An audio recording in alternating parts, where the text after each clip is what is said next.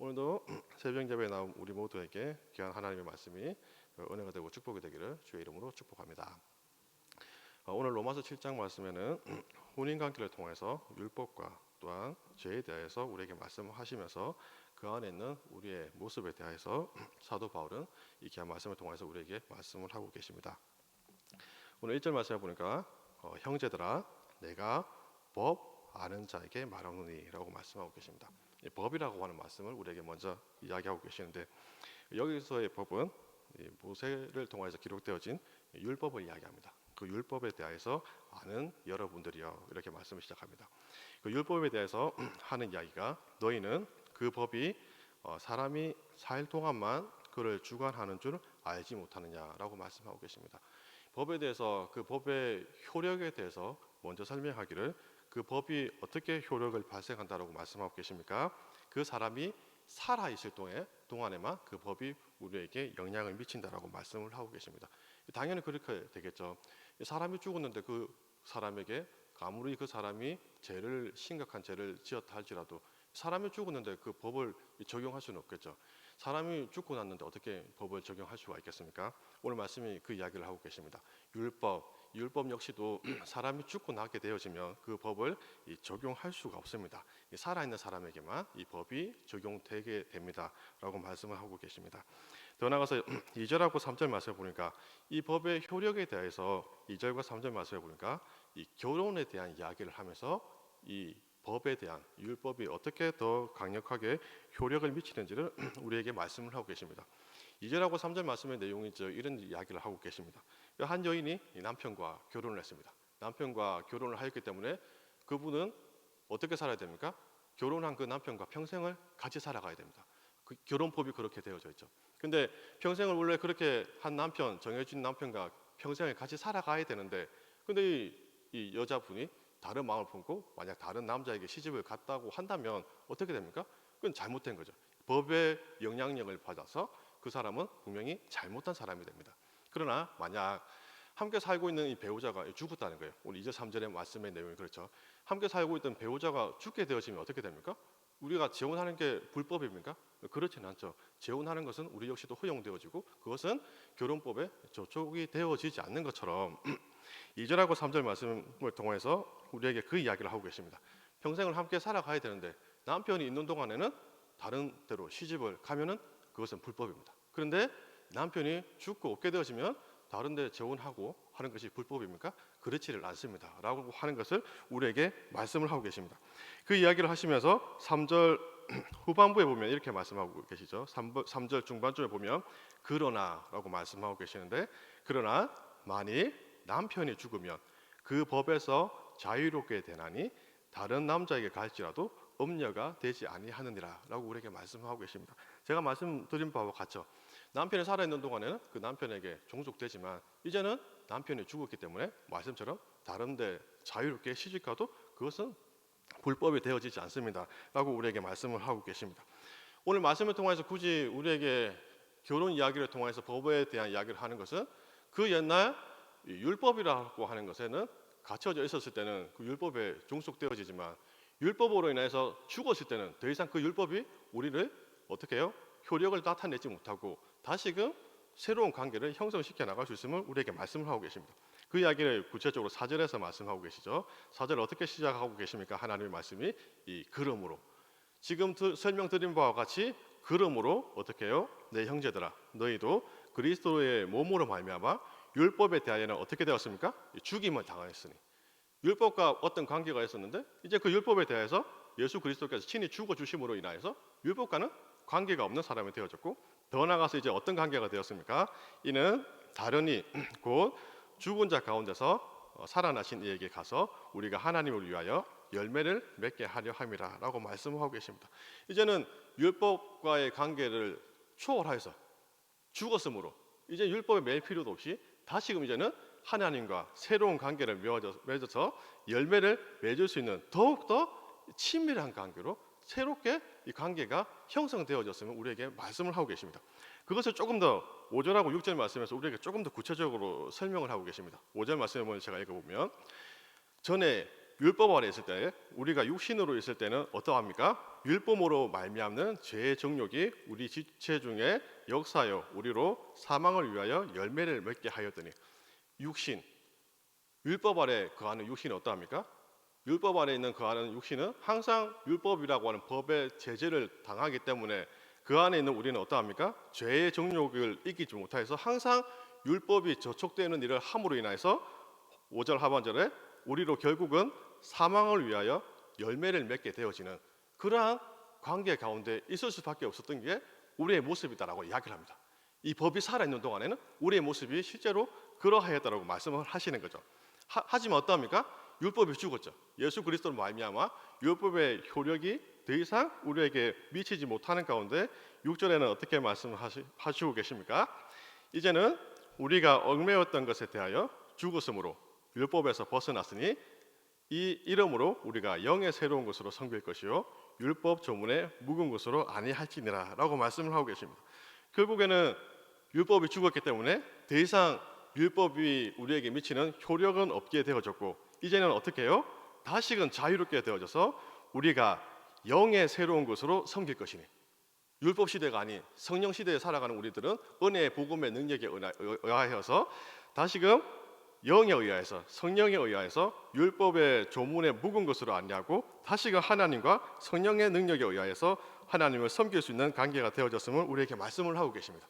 5절과 6절 말씀을 통해서 분명히 율법 아래 거하는 우리 육신의 삶, 또한 6절에서 이제는 율법이 아닌 성령 안에서 살아가고 있는 우리 신자의 모습, 이 두 가지를 분명하게 우리에게 말씀하고 계시죠. 전에는 율법 아래에서 하나님을 섬겼지만 이제는 6절 말씀처럼 하나님의 영 안에서 하나님을 섬길 수 있는 그러한 관계가 되었음을 우리에게 분명하게 말씀을 하고 계십니다. 이 분명히 두 가지 관계를 우리에게 말씀을 하고 계시죠. 이 두 가지 관계를 우리에게 말씀하시는 가운데 이 로마서 8장 1절과 2절로 넘어가게 되어지면 우리에게 참 유명한 말씀을 하고 계시죠. 로마서 8장 1절과 2절에 어떻게 말씀하고 계십니까? 우리에게는 결코 정죄함이 없나니 이는 그리스도 예수 안에 있는 생명의 성령의 법이 죄와 사망의 법에서 너를 해방하였습니다. 아주 그 유명한 말씀을 우리에게 던져주고 계십니다. 5절과 6절 두 가지의 모습을 비교하면서 로마서 8장 1절과 2절에 이제는 생명의 성령의 법이 죄와 사망의 법에서 우리를 해방하여서 새로운 우리는 신분을 얻게 되어졌습니다. 이렇게 논리적으로 이야기가 연이어지면 아마 성경 말씀이 크게 이상이 없을 것 같은데 그래서 로마서 우리가 6절까지 금방 읽었는데 7절 이하의 말씀은 그래서 별로 필요가 없을 것 같은데 그런데 7절 말씀부터 이어지는 말씀은 사도 바울을 통해서 우리에게 또 다른 중요한 이야기를 한 가지 더 하고 계십니다. 어떤 중요한 이야기를 하고 더 계시느냐 하니까 사랑하는 우리 성도 여러분들 어떻습니까? 우리가 이론적으로는 다 알아요. 이론적으로는 정말로 신앙의 원리들을 다 알지만 신앙의 원리들을 다 안다고 해서 우리 실제 삶이 그 원리대로 다 이렇게 적용되어지든가요? 그렇지는 않죠. 신앙의 원리들은 잘 알지만 우리 실제 삶은 사실은 원리하고 다를 때가 참 많지 않나 생각이 되어집니다. 오늘 성경 말씀도 그렇죠. 육신 아래 거하는 삶, 영 아래 거하는 삶. 분명히 우리는 원리를 알아서 이제는 율법의 영향력이 아닌 성령 아래에서 살아가는 신자의 삶을 우리는 분명히 알지만 원리는 알지만 실제 삶이 그렇습니까? 사실은 그렇지 못할 때가 참 많거든요. 오늘 사도 바울도 그 이야기를 하고 계십니다. 원리는 알지만 분명히 그렇게 되었지만 지금 당장 자기 자신의 삶을 보니까 그렇지 못하더라고 하는 사실입니다. 그래서 7절부터의 말씀을 가만히 보게 되어지면 7절부터의 말씀의 주어가 뭔지 가만히 보게 되어지면 잠시 볼까요? 7절 그런즉 우리가 무슨 말을 하리요? 이 문장을 제외하고 그 다음부터 주어를 가만히 보면 어떤 주어가 등장합니까? 눈으로 잠깐 보면 그냥 계속 이렇게 잠시 내려가면서 보게 되어지면 내가 죄를 알지 못하였나니 그리고 내가 탄심을 알지 못하였느니라 그리고 8절에 내 속에서 그리고 9절에 내가 살았더니 그리고 10절에 내게 대하여 또 11절에 그리고 나를 속이고 계속해서 주어가 무엇으로 등장합니까? 나예요. 나라고 하는 말은 무슨 이야기입니까? 사도 바울 자신의 이야기를 하고 있다는 거예요. 원리를 알지만 실제 신앙의 실제적인 모습인 자신의 모습, 나의 모습을 보니까 이 분명히 영 안에서 살아가는 신자임을 알지만 실제로 자신의 삶을 돌이켜 보니까 꼭 그렇지만 않더라는 거예요. 그래서 사도 바울이 나는 이렇게 하면서 결국에는 어떤 이야기를 하느냐고 하니까 다 볼 수는 없지만 그 중에서 우리에게 익숙한 말씀들이죠. 15절 말씀입니다. 15절 말씀 우리 한번 같이 볼까요? 내가 행하는 것을 내가 알지 못하노니 곧 내가 원하는 것을 행하지 아니하고 도리어 미워하는 행함이라 라고 말씀을 하고 계십니다. 15절 말씀을 보니까 재밌게 말씀합니다. 내가 행하는 것을 내가 안다고 합니까? 모른다고 합니까? 내가 행하는 것을 자신도 모른대요. 자기가 그렇대요. 분명히 성령 안에서 살아가고 율법 시대가 아닌 성령 안에서 살아가고 있음을 알지만 그럼에도 불구하고 자신은 여전히 율법의 저주 아래서 그리고 율법의 법 아래서 여전히 제약된 모습을 발견하는 가운데 15절 말씀요. 내가 행하는 것을 자신도 모른다라고 이야기를 하고 있는 거예요. 자기 자신의 이야기를 하는 거예요. 더 나가서 오늘 18절 말씀입니다. 18절 말씀을 같이 보겠습니다. 내 속 곧 내 육신에 선한 것이 거하지 아니한 줄을 아노니 원함은 내게 있으나 선을 행하는 것은 없노라 라고 말씀하고 계십니다. 18절 하반절에 보니까 원함은 내게 있으나 선을 행하는 것은 없노라 라고 말씀하고 계십니다. 자기가 하는 것을 자기도 모르다가 가끔씩 자기가 행하는 일을 딱 알아차리니까 이 일을 행하고 나니까 분명히 그것은 죄인 것을 발견하게 된 거예요. 그래서 사도 바울이 이야기하기를 18절처럼 이야기하는 거예요. 원함은 내게 있으나 이 죄를 안 짓고 싶었는데 원함은 있으나 선을 행하는 것이 아무것도 없더라고 우리에게 말씀을 하고 계십니다. 이 말은 조금 더 우리에게 익숙한 말로 풀이하면 어떤 말이 됩니까? 이 마음은 원하지만 육신이 약하다는 거죠. 마음은 너무나도 원하지만 죄를 지었을 때 그것을 내가 발견하였을 때 마음은 그렇지 않고 마음은 정말로 제대로 하고 싶었지만 그러나 육신은 약하여진 자기 자신의 실제적인 모습을 사도 바울이 고백하고 있다고 하는 사실입니다. 그러나 여기서 한 가지 참고로 기억하기를 원하는 것은 마음은 원이로되 육신은 약하도다라고 하는 말을 우리 가끔씩 변명거리로 한 번씩 사용할 때가 있는데 실제로 그 말은 누가 하신 말씀입니까? 겟세마네 동산에서 예수님께서 연약한 제자들을 향해서 하신 말씀이 마음은 원이로되 육신은 약하도라라고 하는 말씀을 하셨습니다. 그러나 그 말씀을 하셨을 때 주님께서는 제자들의 마음을 아셨죠. 정말로 그들을 제자들의 마음 속에는 포기하지 않고 정말로 열정적으로 하고 싶었지만 그러나 되어지지 않는 그 연약함을 향해서 예수님께서 위로하신 말씀이죠. 다시금 이야기하면 마음은 원이로되 육신은 약하도라고 이 말씀은 단순히 변명으로 바울이 한 말이 아닙니다. 우리는 변명 삼아 그런 이야기를 할 때가 참 많지만 지금 18절에서 사도 바울이 이야기하고 있는 이 말은 단순히 변명으로 이야기한 것이 아니라 진짜 자신의 실제 모습이에요. 정말로 원하지만 되어지지 않는 자기 모습, 정말로 변화되고 싶고 정말로 성령의 사람이 되고 싶지만 정말로 되어지지 않는 자기의 모습을 솔직하게 이야기한 거예요. 변명으로 이야기한 것이 아니라 솔직한 말씀을 자기가 이야기한 것입니다. 이어지는 말씀 21절입니다. 21절 말씀 보면 그러므로 내가 한 법을 깨달았노니 곧 선을 행하기 원하는 나에게 악이 함께 있는 것이로다. 그러므로 여타의 여러 가지 시행착오를 겪는 가운데 21절에 그러므로 자신이 한 가지의 법을 깨달았다라고 말씀을 하고 계십니다. 그 깨달았다는 것이 무엇입니까? 선을 행하는 나에게 무엇도 함께 있다고요? 악이 함께 있다라고 말씀을 하고 계십니다. 그 악이 함께 있어서 23절 말씀요. 우리 23절 같이 읽겠습니다. 내 지체 속에서 한 다른 법이 내 마음의 법과 싸워 내 지체 속에 있는 죄의 법으로 나를 사로잡는 것을 보는 도다. 오늘 말씀해 보니까 그 두 가지의 선과 악이 내 마음 속에 있는데 그 두 가지의 법이 어떻게 된다라고 말씀하고 계십니까? 계속해서 싸운다라고 말씀하고 계십니다. 계속해서 싸우는 가운데 싸우게 되어지면 결과가 있겠죠. 싸우게 되어지면 결과가 있는데 23절에서 그 결과는 이렇게 말씀합니다. 내 지체 속에 있는 죄의 법으로 나를 사로잡는 것을 보는도다 라고 말씀하고 계십니다. 결국 싸움의 결과가 어떻게 되었다는 것입니까? 죄의 법이 계속해서 이기고 있더라고 하는 사실입니다. 내가 이길 줄 알았는데 선이 이길 줄 알았는데 그렇게 되어지지 않고 오히려 어떻게 해요? 나를 사로잡는 것은 내 안에 있는 죄의 법이 항상 나를 이겨나가고 있다고 하는 사실을 사도 바울은 자신의 삶을 솔직하게 우리들에게 고백을 하고 있는 것입니다. 신학교 다닐 때 그 채플 시간에 유명한 목사님들이 설교를 하시죠. 그 중에 저희 학교 그 역대 총장님 중에서 한 분이 설교를 하셨는데 그분 했던 말이 아직도 기억이 나서 설교 시간에 잠깐 인용하려고 합니다. 그분이 설교하실 때면 할 때 어떤 말씀을 우리에게 인용하시냐고 하니까 자기 자신에게 정말 못된 기질이 있었대요. 정말 못된 기질이 있어서 이 못된 기질을 정말로 버리고 싶었는데 또한 이 못된 기질로 학교를 운영하다 보니까 사람들이 별로 그 총장님이 별로 안 좋아하는 거예요. 그래서 사람들도 싫어를 하고 나 자신도 그 못된 기질이 너무나도 미워서 이 못된 기질대로 안 하려고, 이 못된 기질을 어떻게 하면 좀 버릴 수 있을까 막 고민하고 씨름하고, 그래서 이것 좀 안 하려고, 그래서 좀 사람들에게 좀 자기도 좀 사랑 좀 받으려고 막 그랬는데 결국에는 이 총장님이 마지막에 하시는 이야기가 뭐라고 얘기를 하는 거냐고 하니까 이렇게 이야기를 하는 거예요.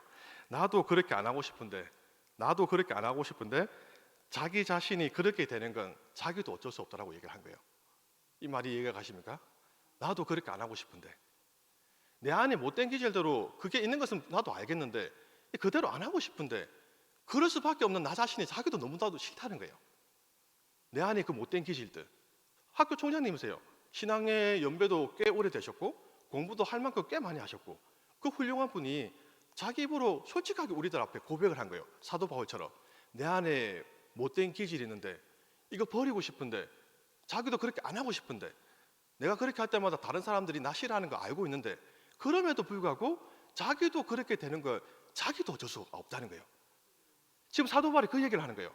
원함은 있고 계속해서 성령 안에서 살아가고 싶고 정말로 계속해서 이겨나가고 싶고, 그럼에도 불구하고 23절에 있는 말씀처럼 계속해서 싸우는 가운데 결국 이기게 되는 건 죄의 법이 나를 사로잡아서 결국 나도 하고 싶지 않은 일을 하고 있게 되더라고 하는 나의 비참한 모습을 사도 바울도 이야기하고 그때 설교하셨던 총장님도 이야기하고, 사실 우리 신앙인들의 실존도 그러하지 않습니까?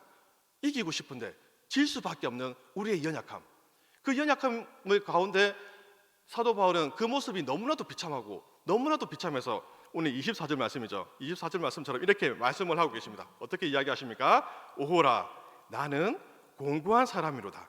이 사망의 몸에서 누가 나를 건져내랴.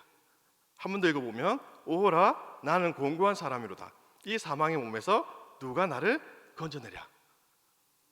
저 역시도 설교자이지만 설교자인들 완벽하겠습니까? 저 역시도 연약함이 있는 것 같아요. 설교자이기 때문에 여러분들 앞에서 사도 바울처럼 자신의 모습을 솔직하게 고백할 수는 없지만 저 역시도 이렇게 안 했으면 좋겠는데, 제 모습 가운데도 이 모습만큼은 좀 버렸으면 좋겠는데, 그럼에도 불구하고 그렇게 될 수밖에 없는 제 안에 가지고 있는 연약함, 그 연약함은 제가 볼 때마다 24절처럼 똑같이 고백을 하지는 않지만 저 역시도 제 자신을 바라볼 때마다 내가 너무나도 싫은 거예요. 이렇게 안 했으면 좋겠는데, 좀 잘했으면 좋겠는데, 이렇게 왜 이렇게 할 수밖에 없는 제 연약함을 볼 때마다 24절과 같은 고백을 할 수밖에 없는 게 우리들의 모습이죠. 그 가운데 25절 이렇게 말씀을 하고 계십니다. 25절 제가 읽습니다. 우리 주 예수 그리스도로 말미암아 하나님께 감사하리로다. 그런즉 내 자신이 마음으로는 하나님의 법을 육신으로는 죄의 법을 섬기노라. 아멘. 우리 주 예수 그리스도로 말미암아 하나님께 감사하리로다라고 하면서 사도 바울은 로마서 7장의 말씀을 결론 짓고 있습니다. 담임 목사님께서 이번 주에 설교하셨습니다. 혹시 설교 제목을 기억하십니까? 한 번 받은 구원은 영원한가? 한 번 받은 구원이 영원합니까? 그러나 그 말씀 통하여서 우리는 분명히 기억해야 될 것입니다. 우리 모두 다 믿음에서 떨어지지 않도록 항상 긴장하여야 될 것입니다. 이미 우리는 구원을 받았지만 아직 이루어지지 않은 우리 육신의 구원들, 거룩함을 완성하기 위해서 우리는 오늘 25절에 우리에게 구원을 주시는 예수 그리스도, 이 죄악 가운데 우리는 실패하지만 죄악 가운데에서는 우리에게는 소망이 없지만 그러나 죄악 가운데 승리를 주시는 분은 주 예수님 한 분이신 줄로 믿습니다. 그러므로 주 예수 그리스도를 믿고 의지하는 가운데 이미 이루어진 구원이지만 아직 우리 가운데 이루어지지 않는 우리의 연약함들, 그러나 반드시 주 예수님께서는 우리를 온전케 하여 주실 줄로 믿습니다. 그래서 25절 말씀 가운데 우리 주 예수 그리스도로 말미암아 하나님께 감사하리로다. 날마다 우리의 연약함 가운데 승리를 주시는 분은 주님이신 줄 믿습니다. 오늘도 십자가의 보혈을 의지하고 그 이름을 선포하는 가운데 재성을 이길 힘을 주께서 주실 줄로 믿습니다. 그 이름으로 오늘도 승리할 수 있는 복된 여러분들 되실 수 있기를 주의 이름으로 축복합니다. 좋으신 아버지 하나님 감사드립니다. 하나님 도와주시옵소서. 우리의 연약함 가운데 오늘 말씀을 통해서 참 우리는 너무나도 연약하고 죄악 가운데 넘어질 수밖에 없고 그렇게 살고 싶지 않지만 우리의 연약함 가운데 여전히 연약함대로 살아갈 수밖에 없는 우리의 모습 가운데 다시금 하나님이여 긍휼한 은혜를 베풀어 주셔서 아버지 하나님이여 이겨나갈 수 있도록 주 예수 그리스도 보혈의 능력으로 충만하게 하여 주시옵소서. 주님 붙들고 승리하기를 간절히 소원하오니 아버지 하나님이여 우리에게 믿음을 더하여 주셔서 예수를 의지하는 마음으로 승리하는 복된 하루가 될 수 있도록 우리를 축복하여 주시옵소서. 이 시간 귀한 예물을 구별하여서 드립니다. 드린 손길들 주께서 축복하여 주시고 아버지 하나님이여 드린 예물과 함께 드려지는 모든 기도의 제목 가운데 하나님께서 신실하게 응답하여 주실 줄로 믿습니다. 감사드리며 예수 그리스도 이름으로 기도합니다. 아멘. 하늘에 계신 우리 아버지, 아버지의 이름을 거룩하게 하시며 아버지의 나라가 오게 하시며 아버지의 뜻이 하늘에서와 같이 땅에서도 이루어지게 하소서. 오늘 우리에게 일용할 양식을 주시고 우리가 우리에게 잘못한 사람을 용서하여 준 것 같이 우리 죄를 용서하여 주시고 우리를 시험에 빠지지 않게 하시고 악에서 구하소서. 나라와 권능과 영광이 영원히 아버지의 것입니다. 아멘.